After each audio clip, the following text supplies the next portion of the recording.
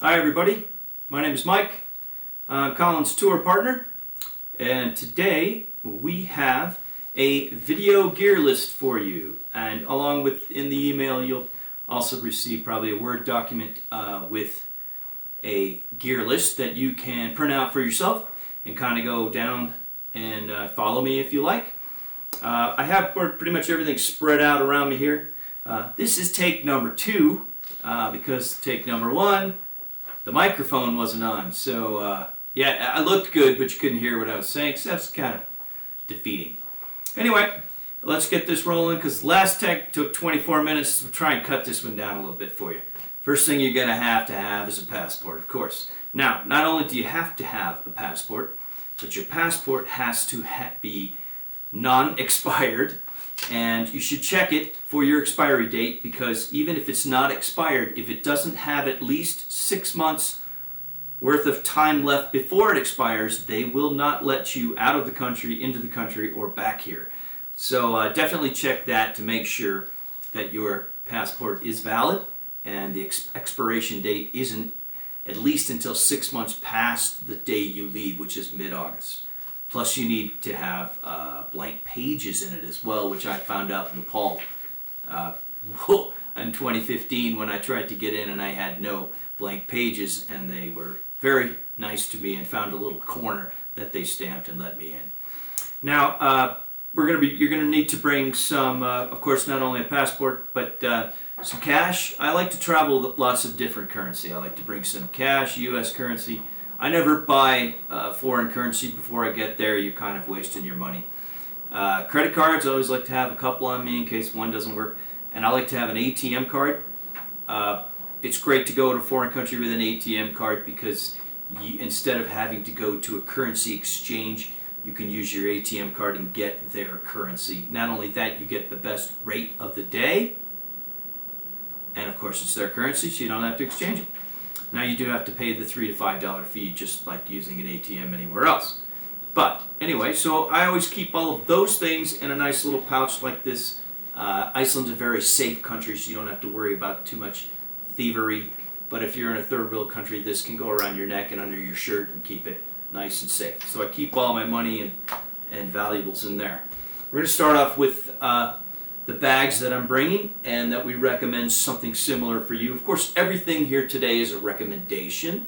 You guys are experienced travelers and adventurers. You have your ideas of what you like to bring, what works well for you. So this is all basically recommended, and but few things are quite specific to Iceland because it has a very temperate weather conditions, with being in the North Atlantic, being at 63 to 66 degrees latitude north. It can be quite stormy, so you are going to want to definitely bring a few of the things that I'm going to talk to you about today. The first, my check-in bag, is this nice roller bag from Osprey. The beauty of this is it's got wheels. I love wheels. It's got a handle. It's easy to move through airports, from vans to hotels, whatnot. If you have to pick it up, it's not too bad. It's about 60 to 70 liter. It handles everything I need, and when it's packed, it'll weigh about 35 to about 40 pounds, which is important because each check-in bag that you have has a limitation on weight, and if you go over that, they charge you a lot. Now, another important bag that I always like to bring with me is a day bag, which is just a bag with a smaller backpack, if you will, that you can carry just about anywhere you go. And you can carry your camera equipment, you can put some water in it, you can put a rain jacket in it, snacks, whatever you like, your sunglasses, whatever you think you need for that day. This one in particular happens to be waterproof, and I love this bag, and it also has straps, of course, like a backpack. It's not great for long hikes, but it's great for short hikes. This is my carry-on bag. It's not too big. Anything over 20 or 25 liter, you won't be able to put in the overheads or under the seat, where sometimes you need to because the overheads are small and they're taken. So I like to bring a bag about this size for multiple reasons. Now, there are certain things you don't want to check in, so put all of your valuables, camera equipment, your money, anything of value, your cell phone, always put that in your carry-on luggage. And your extra batteries. If batteries go into your check-in, they will pull them out because they are a heat problem at different pressures in an airplane. Clothing, you guys all know what you like to bring. You don't really have to worry about shorts in Iceland. It doesn't get much above the mid to lower 50s. On a sunny day it might get up to 60. You'd be surprised.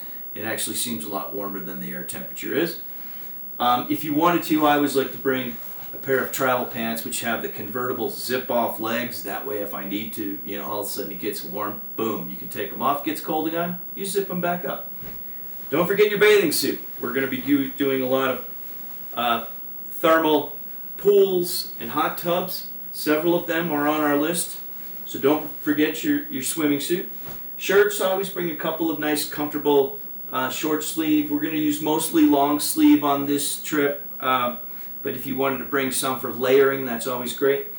This trip, I would recommend, with the shirts, is a nice pullover or sweatshirt or sweater, whatever you prefer, to bring to put over that as a nice layering. We're going to layer a lot on this trip. And then, of course, I'm going to have a nice little vest to go on that to keep my core warm. And then the most valuable piece of clothing you're going to have for this trip is your raincoat.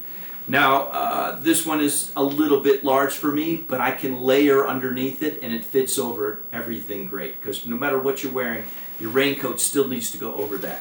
So don't forget your raincoat.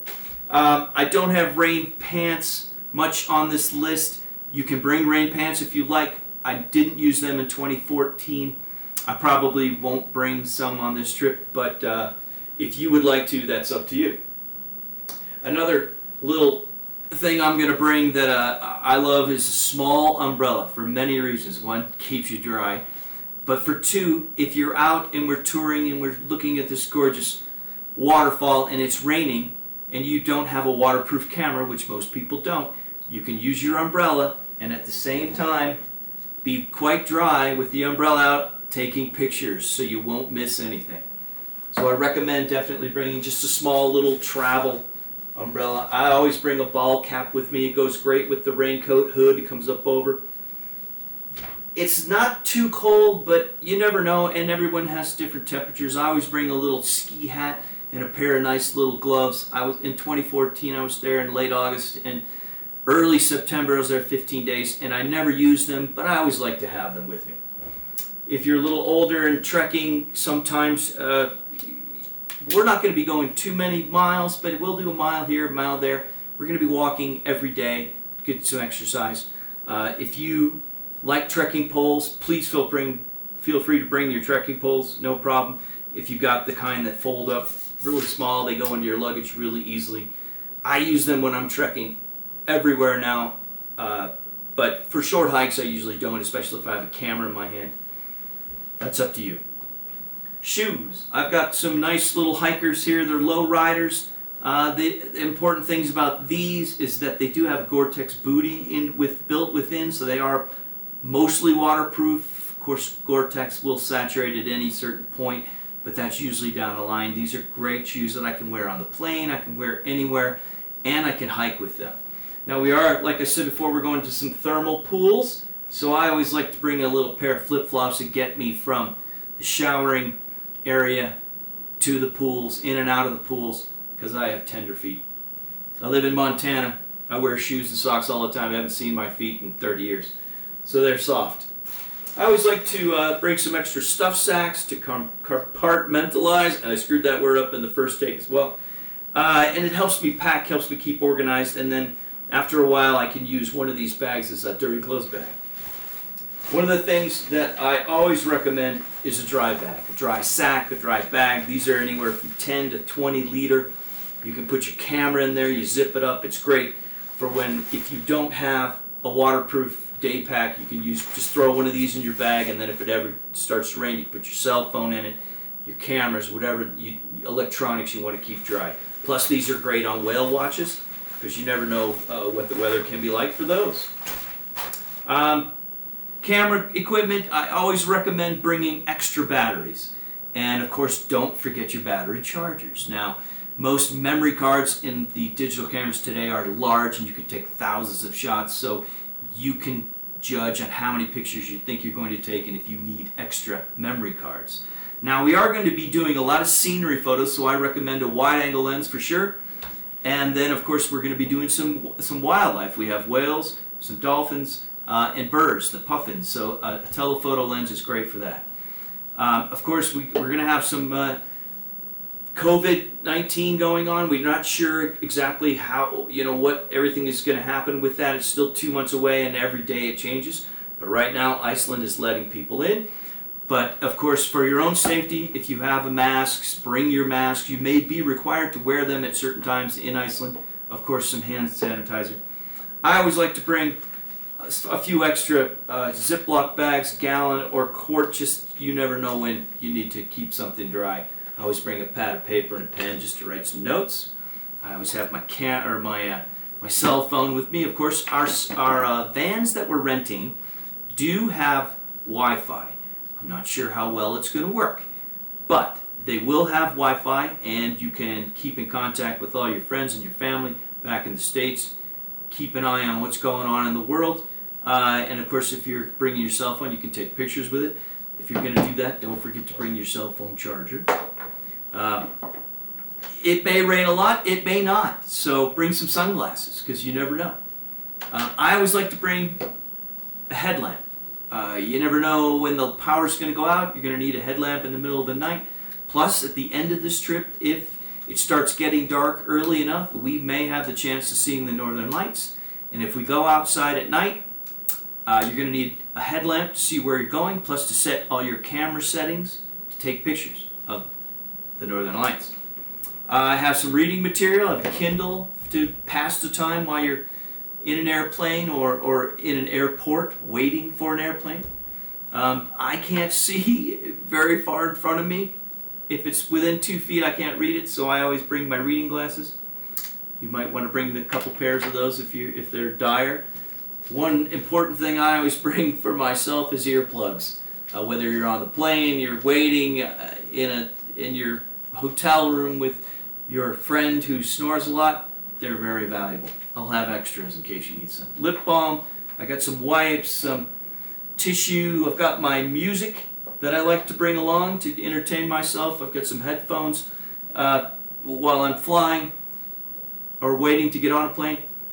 Iceland uses the Euro plug. Basically, it's 2 round prongs, and you're going to need this for your rooms to plug in, to charge your batteries, your cell phone, This is called the Type-C adapter, and you can find them on Amazon. You can buy zillions of them. They're very cheap. Definitely bring 1 or 2 of those. I always like to bring a little camp towel that I usually keep in a dry bag with my cameras and in my day pack, because if it rains, your camera gets wet, you can always wipe it off, or you can use it actually for a cover for your camera in case you didn't bring your umbrella or it's just raining a little bit. I always like to bring a buff to keep you from the sun, or if you want to pull it up over your face. With today's masks and COVID, I always bring a bandana. I always bring a little buff to clean my camera lenses as well. I've got some shampoo, of course, and you bring your bathing items and your underwear and your socks. I like this trip. You won't need any super light socks because it's not going to be that warm. Costco has some great merino wool socks. These are the thicker ones. Here's some little thinner ones that are great for hiking, and they're comfortable, and they don't make your feet sweat too much. We already went over the swimsuit, all of that. Please bring a water bottle. We're going to be buying some large jugs of water, and we can refill these whenever you need to along the trip. Well, this is just going to help with the fewer plastic bottles in disposals and garbages. Better for the environment. If you like to drink coffee and you like to travel, we're going to have breakfast every morning, and there'll be coffee, of course. But if you wanted to bring some in the vans while we're traveling, please do so. Bring your own cup.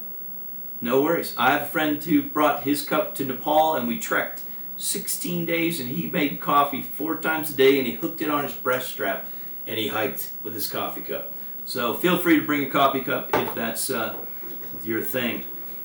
Sunscreen, you never know where it hide. We're up there pretty far north. The atmosphere is a little thinner. Sun's pretty intense. If it does come out, you might want to bring, so if you have sensitive skin, bring your sunscreen. We're going to have very few bugs. I don't like mosquitoes, so I always bring a little bit of my bug repellent with me. Notice those are on Ziploc bags, any of that kind of stuff. When you're traveling, I recommend put it in a Ziploc bag, zip it up tight, because if it leaks, it can destroy everything in your bag. I did mention we're going to have breakfast at every place we go. Dinners are going to be sit down when we get to our destinations for that day, but lunches are going to be on the road. They're going to be a combination of stopping here and there for some snacks. But if you would, bring your own snacks. Bring whatever you love. I'm going to bring a ton of stuff too. We'll bring some extras. But bring, power bars, trail mix, whatever you like, because we're on the road traveling during the middle of the day. You're going to get hungry sitting in the van. Just bring some snacks, for sure. Let's see. What else we got going on? Did we cover everything? The tripod, if you want to bring a tripod, that's up to you. It will be necessary if we're going to photograph Northern Lights. If you're not that worried about photographing Northern Lights, you just want to view them, don't bother bringing a tripod. If you want to do some long exposures with very blurry water in front of beautiful waterfalls, I recommend bringing a tripod. I wouldn't bring the largest one you can find, just bring a portable one, maybe a travel one, whatever works for you. Colin and I are both a little bit of musicians, so we're going to be bringing our travel guitars, and every evening we'll probably play a few songs. I know Ken, you're going to sit in and bring whatever you're going to bring, and then we're going to have some fun. Like I said, these are all recommendations, so if you have any questions at all, please feel free to contact Colin and I on any of the gear lists. And other than that, heck, it's coming up soon. I love this part of it because it gets me excited about the trips coming up. It's got to be coming soon if I'm talking about packing. So look forward to seeing you soon. Thanks. Have a great day.